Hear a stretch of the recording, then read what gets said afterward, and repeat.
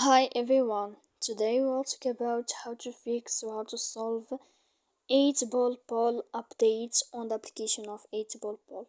To know how to fix or how to solve 8-ball poll updates, you should just go to settings.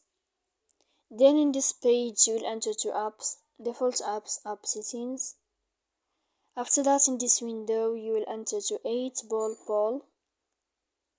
Then in this page of app info you will enter to first stop and we click OK.